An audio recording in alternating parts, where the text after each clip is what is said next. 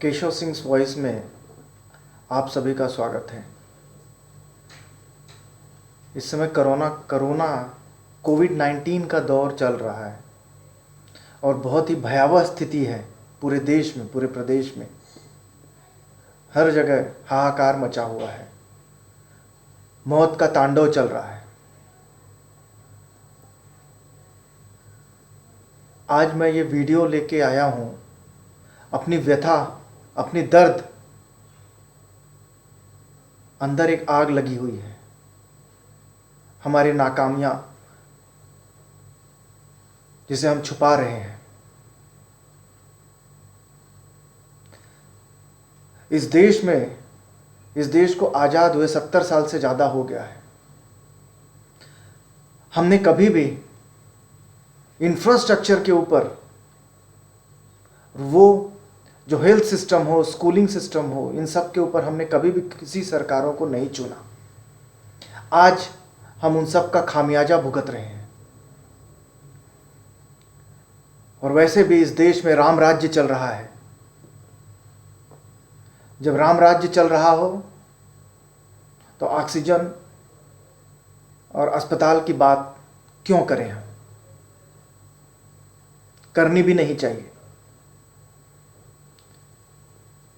आज के इस दौर में, इस महामारी में, अगर कोई सबसे ज़्यादा अगर जूझ रहा है तो ऑक्सीजन के लिए, अस्पताल हो, प्राइवेट हॉस्पिटल हो, सरकारी हॉस्पिटल हो, या कोई व्यक्ति अपने घर पर, उन्हें ऑक्सीजन नहीं मिल रहा है। हर चीज़ की कालाबाजारी हो रही है और सरकारें जिनको हम चुनकर भेजते हैं वो इन सबको रोक पाने में असमर्थ हैं। उनकी देखरेख में, मैं तो कहूँगा उनकी सरपरस्ती में ये सब हो रहा है और वो रोक नहीं पा रहे हैं।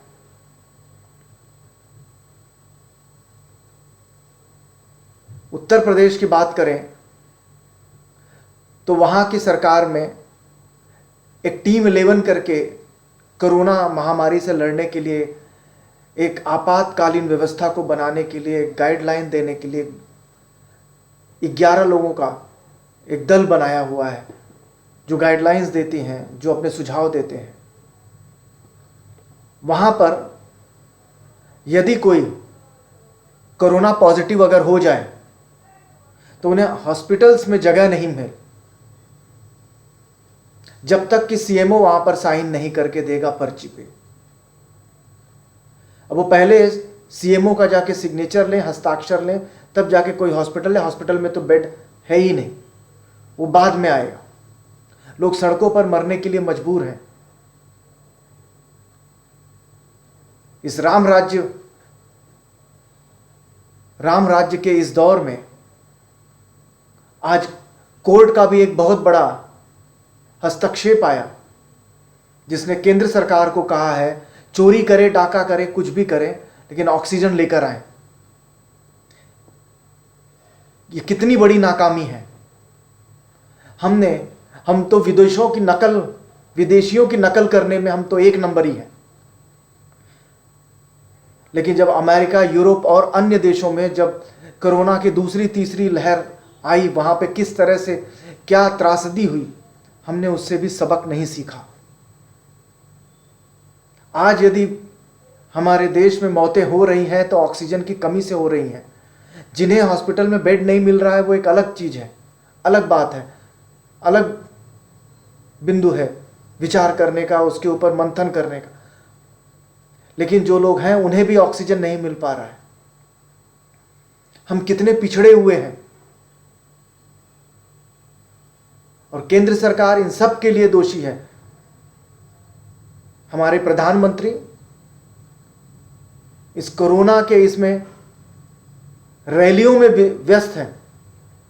एक देश का प्रधानमंत्री कोरोना की इस आपातकाल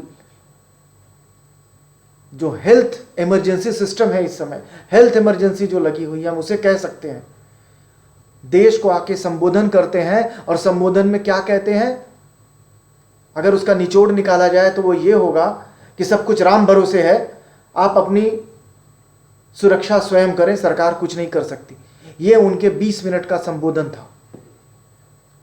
एक देश का प्रधानमंत्री अगर आके देश को संबोधित करता है तो उससे हम क्या उम्मीद करेंगे, वो क्या बोलना चाहता है, हम क्या सुनना चाहते हैं कि सरकार ऐसे कौन से कदम उठा रही है जिससे देश में अफरा तफरी का माहौल ना हो। ऐसे किसी भी बिंदु, ऐसे किसी भी पहलू पे इस देश के प्रधानमंत्री ने बात नहीं की। ये हमारा दुर्भाग्य है कि हमने ऐसे कम पढ़े लिखे प्रधानमंत्री व्यक्ति को अपना प्रधानमंत्री बनाया।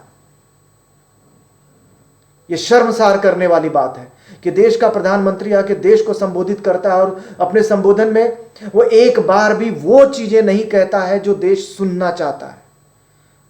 आप प्रधानमंत्री हो, देश के प्रधान हो, देश के सर्वे सर्वा हो,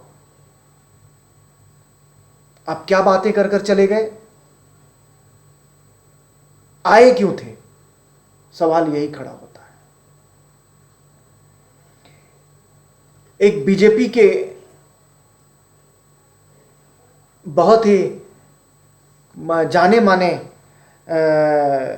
कार्यकर्ता हो या कोई पदाधिकारी होंगे, विनीत शारदा, जिन्हें आपने सुना होगा कि कमल कमल कमल कमल कमल कमल कमल कमल करते हुए वीडियो बहुत वायरल हुआ था, जिन्होंने अपनी जिंदगी कमल को खिलाने में लगा दी। उनके कोई खास 2 लोग आगरा में एडमिट हुए। यदि आप देख सकते हैं तो ये देखिए, ये ट्वीट पढ़िए इसे। इन्होंने योगी जी को लिखा है। इनके जो मंत्री हैं, स्वास्थ्य मंत्री हैं जयप्रताप जी को फोन करके जब उन्होंने मदद मांगी तो उन्होंने उन्हें गालियां दी, इन्हें गंदा जवाब दिया। क्या ऐसे